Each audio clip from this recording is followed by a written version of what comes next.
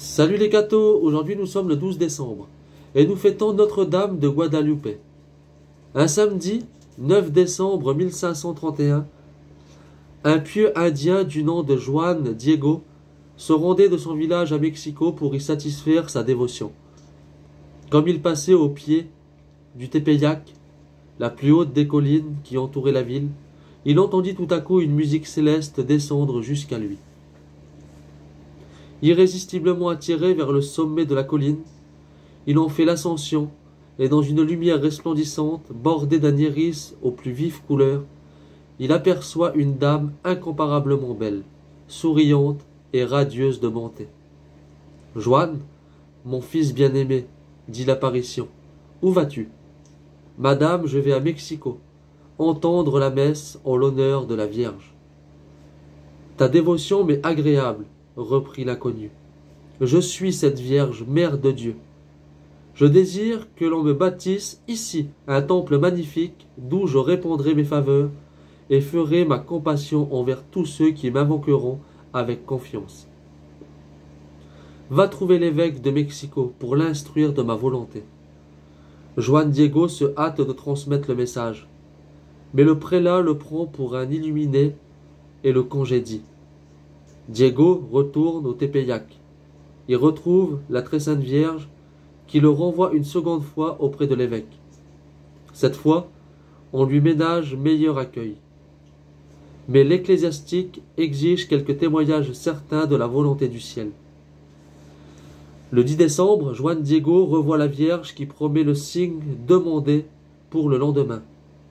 Mais Diego passe toute cette journée-là auprès de son oncle gravement malade. Le 12 décembre, pressé de trouver un prêtre à Mexico pour administrer les derniers sacrements aux moribondes, Diego passe rapidement devant la colline. Mais au détour de la route, il se trouve subitement en présence de l'apparition. « Ton oncle est guéri, dit la très sainte Vierge. Va en haut de la colline cueillir des roses que tu donneras à l'évêque de Mexico. » Ce n'était point la saison des fleurs, et jamais la roche nue de Tepeyac n'avait produit de roses. L'humble paysan obéit néanmoins sans hésiter, et trouva un merveilleux parterre de roses fraîches au sommet du monticule.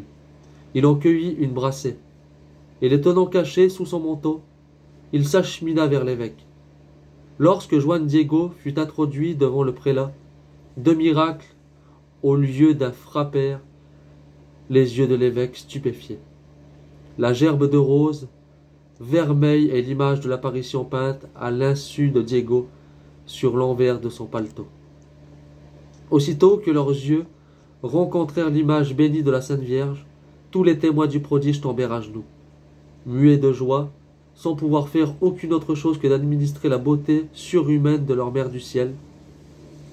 Se relevant, l'évêque enlève le manteau des épaules du pieux mexicain et l'expose dans sa chapelle en attendant d'élever un sanctuaire qui puisse renfermer cette relique sacrée. Tous les habitants, la ville se rassemblèrent à l'avêché pour honorer l'image miraculeuse que Marie elle-même venait de léguer si gracieusement à ses enfants de la terre. Le jour suivant, 13 décembre, l'évêque de Mexico se rendit sur la colline de l'apparition, suivi d'un grand concours de peuple.